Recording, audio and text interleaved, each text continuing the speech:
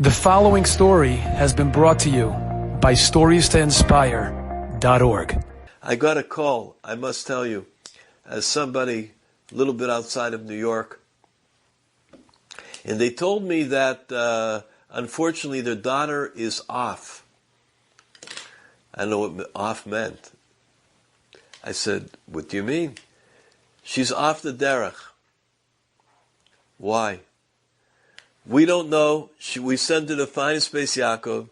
All of a sudden, she wasn't exactly Beis Yaakov girl, but she was very sweet, always had big emunah, always did whatever she needed to do. But the way that she went around wasn't 100% exact like what she was taught. Now, we don't know what the next step is going to be. We are so afraid. It's been down and down and down and down and down. I said, okay, how could I help? We have a bar mitzvah in Flatbush, near your house, near where you live. It's our family. We're all coming in. She's coming together with us. Would the Rav be willing to talk with her, to try to have hashpah? I said, of course, whatever I could do, I'll try. Could bring her. Okay, Rav, we got to ask her if she's willing to come. At this point, she may not be willing to come to you, so we'll call you. I get a call Thursday night. Thursday night, the mother emotionally tells me that the daughter was maskim. I'm willing to talk to the rabbi. I heard of him. In this very study, knock on the door, Friday. The girl and her mother comes in, and the girl begins to talk with me and tell me, not much use. She's very happy that I'm giving her the time, but there's not much use because basically she is what she is right now. The mother stepped into the other room. I began to say, why? She said, I'm a lost cause. I said, a lost cause? There's nobody that's a lost cause. There's not one yid in the world that's a lost cause. No matter what a person did, no matter what a person went through, no matter where a person was, no matter what a person experienced, it doesn't matter. Every yid can come close to Hashem in 1 second. I can't say. What do you mean you can't say? Please, what's the reason you think you can't come back? She said, no, it's not that I can't come back, it's too late. I said, why? She said, I'm embarrassed to say it. If it's okay, I don't want to say it. Whatever you want to say, say. Whatever you don't want to say, say. We went back and forth for a while, and I saw the ehrlichkeit. I saw the sincerity of a Yiddish Tochter, of a Jewish daughter, yearning to come back. It was a long, long conversation. Finally, she said, okay, I'll tell you. One day, I didn't go appropriate according to the standards in our community. One of my teachers saw me and told me that I don't have Olam Haba. I don't have a portion in the next world. My teacher tells it to me. I realize she's right. What do I know? And so, from that point on, I went straight down. If I'm not getting in Olam Haba anyhow, might as well enjoy the ride here in Olam Hazeh, do what I want, have a good life. All the things that I thought I would never do, all of a sudden I thought about doing. I begged her.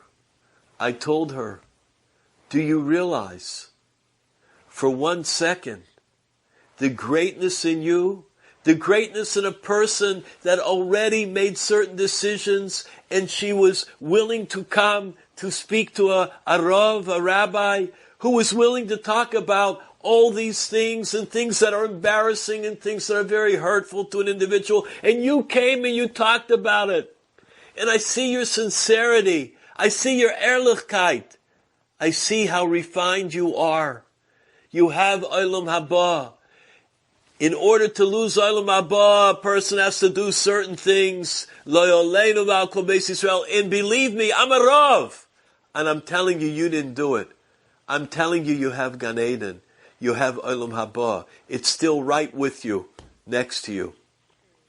And I began to tell her what it means. I began to tell her about tshuva. I began to tell her that even Paro Melech Mitzrayim, when he said, Micha Moicha Vo'elim Hashem, Hashem said, I accept you. Paro Melech Mitzrayim, a Rasha. Hashem helped him, and he went on to be the king, a Melech in Nineveh. How Hashem wants everybody to do tshuva. A person does tshuva, they're on the highest darga. They're on the highest level. In 1 minute I told her, you do tshuva. Whatever you need to do, you do. We all need to do tshuva. I promise you, young lady, I'm going to come to you and ask you for a bracha. You do tshuva. Bless me. She said, I can't believe it. All these weeks, I'm thinking that I lost it, that I'll never get back into Hashem's good graces. And now the Rav is telling me this. I want you to know, I didn't realize how long that she had been talking in the conversation. They knocked on the door. They came in. They said, Rav, we don't want to disturb you, but it's almost time for Adlakas Neiros, for candle lighting. I say, I tell you the truth. If you didn't knock on the door, I would have not known what time it is. I would have stayed, probably until I realized that it got dark out. Because she is such a precious neshama. If you must go,